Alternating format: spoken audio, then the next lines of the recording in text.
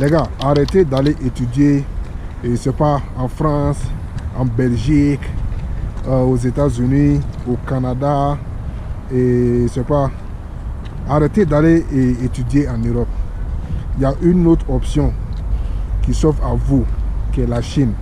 La Chine, c'est la meilleure option pour venir étudier en 2026. La première raison pourquoi vous devrez venir étudier en Chine. En numéro 1, nous avons les bourses.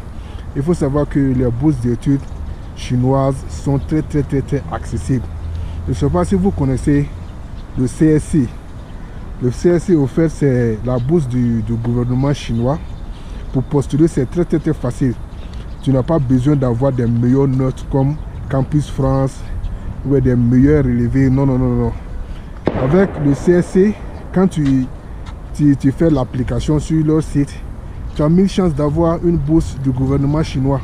Tu vas juste sur campuschina.org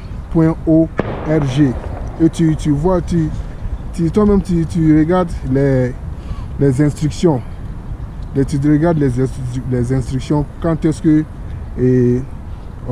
la demande de bourse commence, quand est-ce que ça finit. Est-ce que vous voyez? En plus de la bourse du gouvernement chinois, on a d'autres bourses, par exemple les bourses provinciales. Il faut savoir qu'en Chine, il y a plusieurs provinces. Donc toutes ces provinces-là ont leur bourse. Tu peux appliquer pour la bourse provinciale. Et si tu as une chance, tu peux avoir la bourse provinciale. Il y a plusieurs autres bourses encore qui sont la bourse de l'école, des universités. Si tu connais le nom d'une université, par exemple, tu peux aller sur leur site, tu cherches à rentrer en contact avec eux et tu leur poses des renseignements, comment faire pour postuler à leur bourse, et ils vont te donner plus de détails concernant leur bourse. Après, il y a la bourse de l'école. Il y a autre bourse encore, par exemple la bourse du président de l'université, tout. Donc c'est pour dire que la bourse de la Chine est très accessible.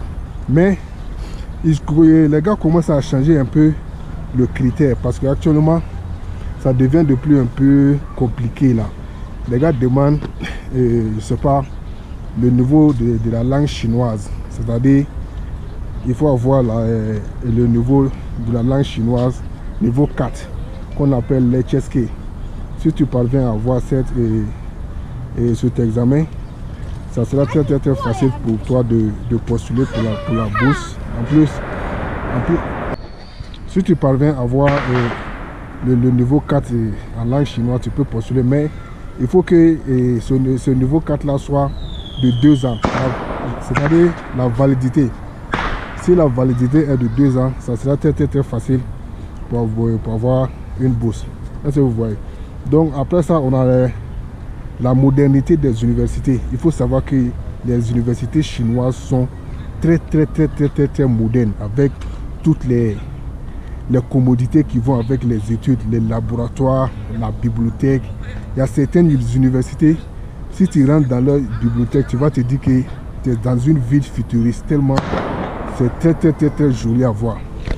Les laboratoires sont pareils aussi. En plus, tu vas trouver toutes les filières du monde entier, toutes les filières que tu veux apprendre. Même la nouvelle filière qui est aujourd'hui actuellement, qui est sortie actuellement, qui est l'intelligence artificielle.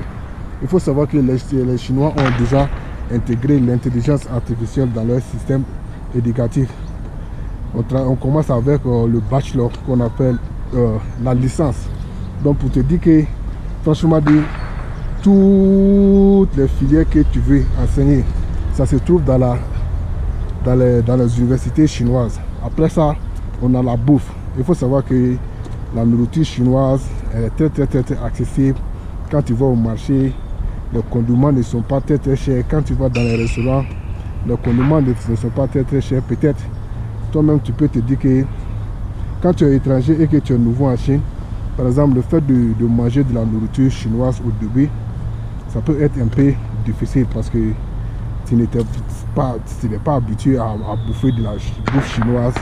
Donc, si tu sais préparer, je pense que ça sera une très bonne option pour toi.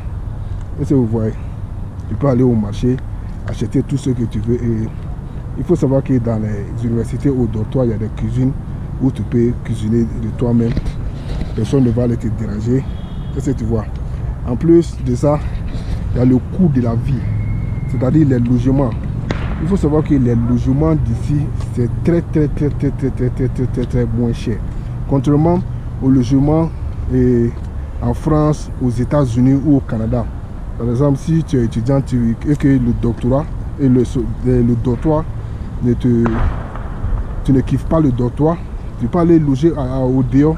Par exemple, avec 1500 renminbi ou bien 1000 renminbi, tu peux trouver des 2 chambres salon très abordables, des 2 chambres salon et une chambre, le studio. Les studios même peut-être c'est 800 renminbi, faites le calcul. 800 renminbi, ça fait combien? Je ne sais pas, en CFA ou bien en euros ou bien en dollars. C'est très abordable. En plus, c'est-à-dire le coût de la vie, l'argent que toi-même tu vas utiliser pour dépenser en un mois. Si tu n'es pas quelqu'un qui dépense trop, je pense qu'avec 2000 renminbi, tu peux t'en sortir. 3000 renminbi, tu peux t'en sortir. Si tu es quelqu'un même qui va, même avec 1000 renminbi, tu peux t'en sortir en Chine ici. C'est très abordable le coût de la vie ici en Chine. Est-ce que vous voyez? Donc je pense que la Chine c'est la meilleure option pour venir étudier en 2026. En plus on a des opportunités. Par exemple quand tu finis tes études et que franchement toi-même tu n'as pas envie de retourner au pays, ben, tu peux postuler pour des emplois en Chine. Les Chinois ils ne sont pas, je ne sais pas comment dire là, il n'y a pas tellement de ségrégation. Si tu as le talent et que tu as le niveau, c'est facile d'avoir le boulot ici avec ta compétence. Est-ce que vous voyez? Il faut savoir qu'il y a beaucoup d'Africains qui ont fini et qui ne sont pas rentrés dans leur pays, qui sont restés en Chine, travailler. Quand tu vas dans la ville de Guangzhou comme ça, tu vas trouver qu'il y a beaucoup d'Africains qui ont créé leurs entreprises. Est-ce que vous voyez? Il y a beaucoup d'Africains qui ont créé leurs entreprises. Après avoir créé leurs entreprises, ils se sont mariés avec les Chinois. Et voilà, ben, attention, quand je dis que la Chine c'est un endroit merveilleux pour les études, mais il faut savoir que les Chinois ici aussi ils ont leurs règles. La première des règles c'est la discipline, il faut être discipliné. La deuxième des règles, il faut suivre ce qui est interdit en Chine, il faut suivre ça à la règle. Il ne faut pas commettre des délits, sinon un beau jour comme ça, tu peux te retourner dans ton pays. Ouais, c'est des gens, quand tu viens, si tu les respectes, ils te respectent. Mais si tu commences à déconner, c'est les gens aussi qui ne vont pas tarder à réagir. Est-ce que vous voyez? Donc c'était un peu ça. Si la vidéo vous a plu, n'oubliez pas de vous abonner.